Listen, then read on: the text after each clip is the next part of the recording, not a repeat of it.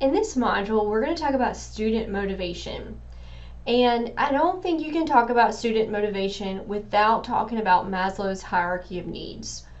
If there's one theory that I agree probably with most in education, it's this one right here. And so to tell you a quick story, when I was teaching 7th grade early on in my career, I had a student named Caitlin who, for lack of better terms, was just a very needy student. She was very attention seeking, didn't really focus on math at all, but just needed my attention all the time. And in a class of 25 students, it's really hard when you have a student who solely wants your attention, and it's not even about the topic that you're teaching on. And so I remember going to the counselor and talking about Caitlin and saying, I just don't know how to address this. I don't know how to fix it. And the counselor looked at me and said, well, to give you a little background about Caitlin, she's been in foster care her entire life, and just recently in the past 2 weeks, she's been taken out of her foster care placement that she's been in for the past couple years, and they've said no more, we can't handle it anymore, and so she's back in a group home and she's waiting to have placement again. Wow. I mean, how could I expect Caitlin to talk about, geometry or statistics or how to solve an equation when she doesn't have a place to live? Like, she doesn't have parents right now. She doesn't have this sense of love and belonging and safety, and her physiological needs are not being met.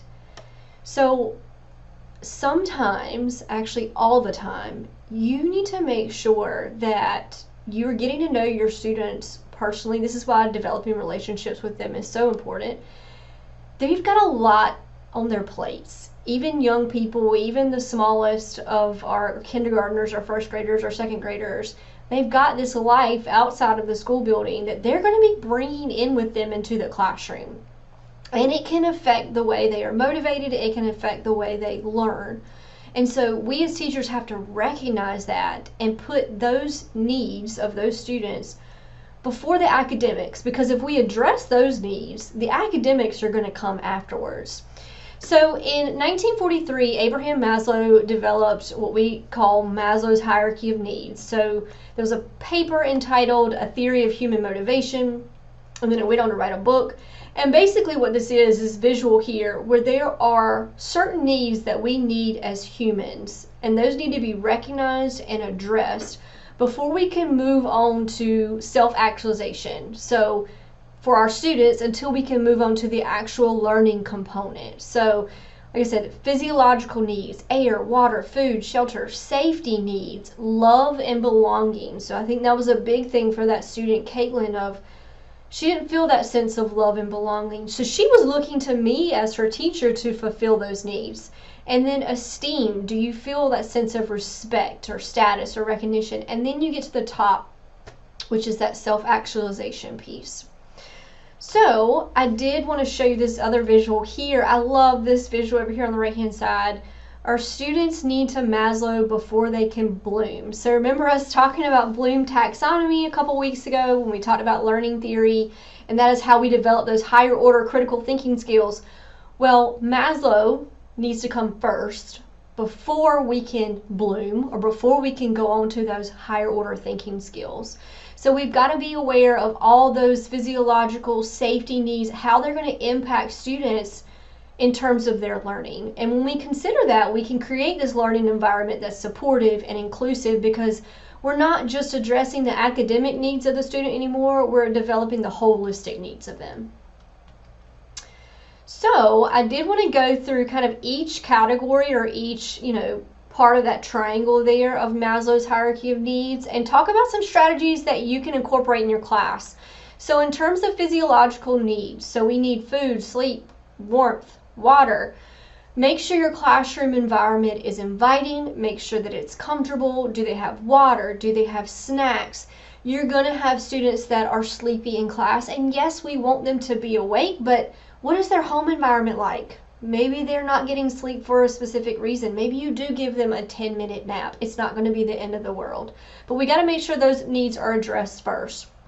And then we move on to the next category, which is safety needs. How do students, do they feel safe and secure in their homes? If they don't, they're going to bring that with them to school. You can recognize this easily in students for the most part, because they're not going to be able to perform at a high level because they don't feel safe when they go home. So you need to be prepared for those difficult transitions at the beginning and the end.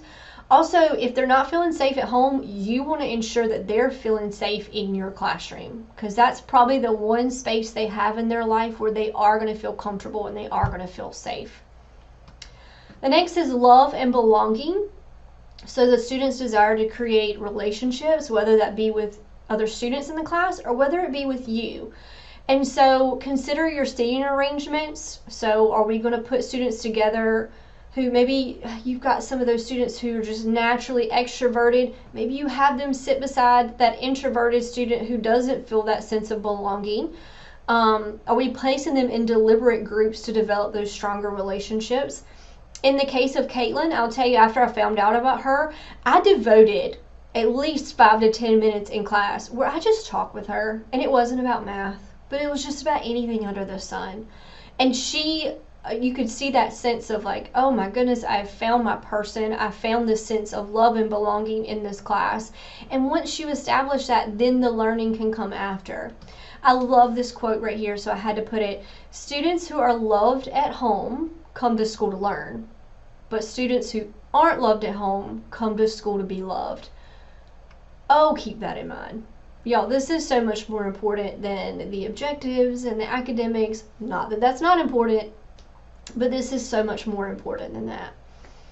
And then you got esteem needs. So to feel this sense of achievement, are you providing feedback to your students? Are you giving them affirmation? Are you developing that growth mindset in their students that you can do this, you can achieve this, we can meet these goals?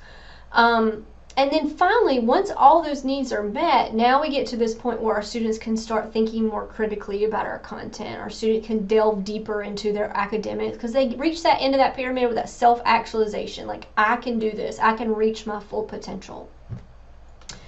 Now, there are some other various motivational theories, and I'm not going to delve too far into them in this video because your reading for this week is they're going to go into the depths of motivational theory.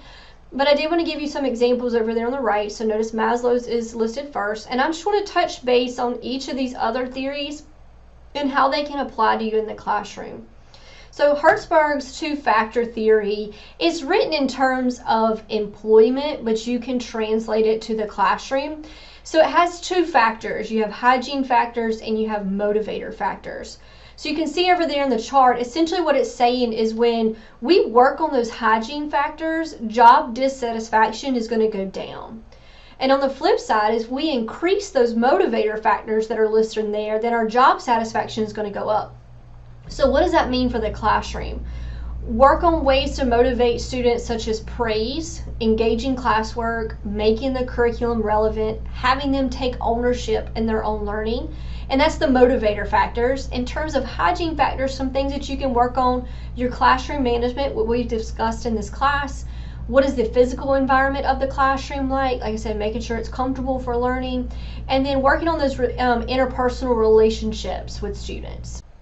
The next theory is expectancy theory, and that has a lot to deal with the amount of effort that I'm putting in, what type of reward am I going to get at the end? And for students, this could be, for example, their grade that they're going to get, or acquiring knowledge that is relevant to them, or maybe skills that they would like to have. How you can help your students with this theory is help them to set realistic and achievable goals, and also encouraging again that growth mindset of like, if you put in the effort and the time, like we can set these realistic goals and they are achievable. You're going to get that reward at the end.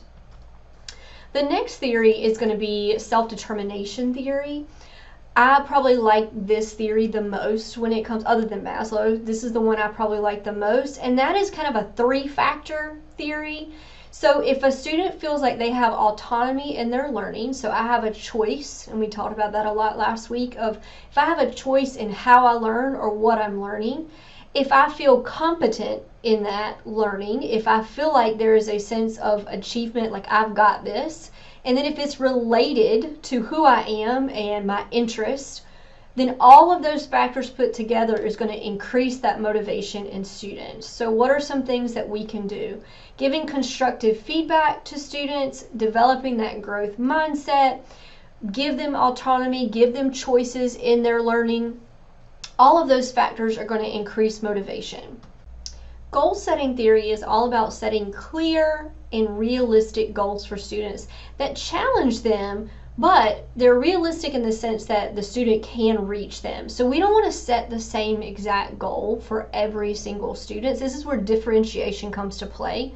But with this theory, if we set those realistic goals, those clear goals, and we communicate those with students, students are going to be much more motivated, much more focused to complete that task.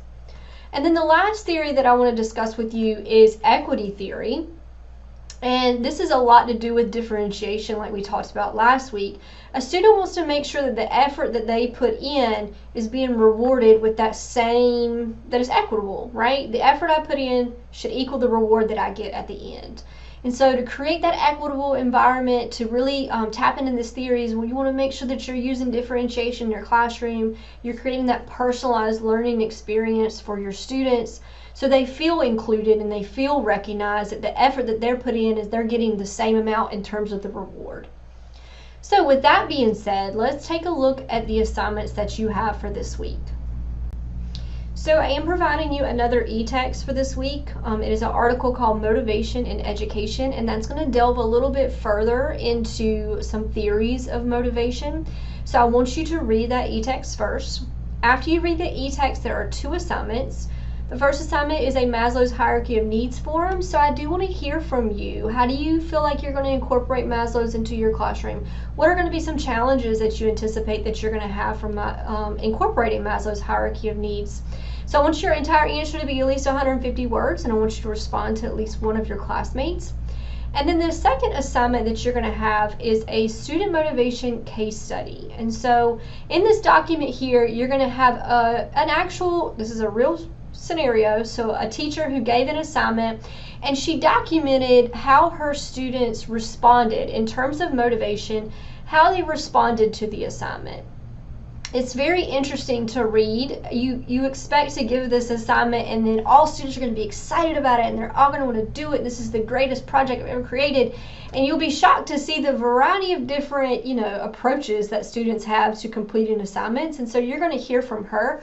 And then after you do that, there's going to be 3 questions that you're going to answer. Do make sure that you've done your reading for this week, because you're going to have to incorporate some of those theories that you learned about this week into your answers. But I want to hear from you is how those, motivational theories that we've talked about, how are they seen in these students' responses? And then basically, what could this teacher have done differently? Not that it was necessarily a bad assignment, it wasn't. But how could she maybe incorporated some of these strategies from these motivational theories into the assignment to make it so that, students felt a little bit more motivated to complete it? There is assessment criteria, so I give you the point system for how I'm going to grade this assignment, and that comes at the end. So make sure you read over that before you answer the questions. If you have any questions at all about either of these assignments or your reading for this week, please do not hesitate to reach out to me.